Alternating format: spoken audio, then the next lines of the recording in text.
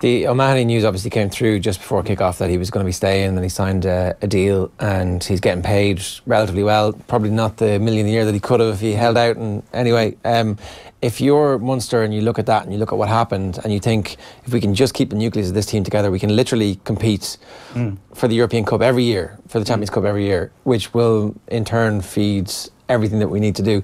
How important is CJ Stander in that? Can you possibly replace him with somebody at half the price from the academy? Is there like for Stander or for Stander?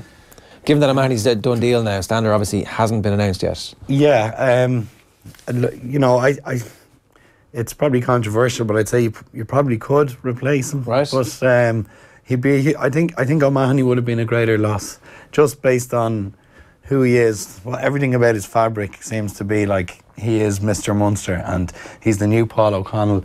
I think had he gone, it would have just left a hole in their, you know, their whole emotional setup. You know, it would have left a big gap, and it would have been a signal of intent from a guy who is literally cut him open and he bleeds Munster. If he'd have gone and left, it would have been a huge chasm in the whole Munster ethos. Yeah. I think Stander, while he represents a lot of similarities, maybe even the fact that his background is not born and bred in Munster, maybe they could have replaced him. I'm struggling to think of a guy. Is Jackal Donahue the guy who comes in there, or do they look abroad?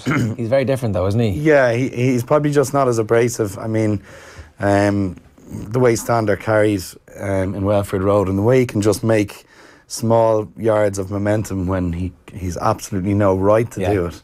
That just does huge things for a team in terms of making the gain line and making ground. I think the irreplaceables, though, the absolute irreplaceables in the Munster setup were O'Mahony and Conor Murray. Yeah, Murray was great again. Yeah. But also really good was Simon Zebo.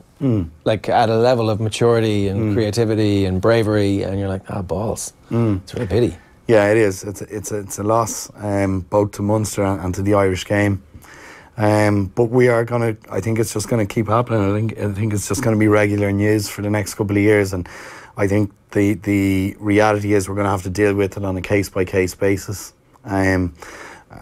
It's tricky for Joe Schmidt. It's tricky for David Nucifora how they're going to manage it. You know, it's just going to be a problem. It's like the economy that they're in. It's just the nature of sport. Yeah.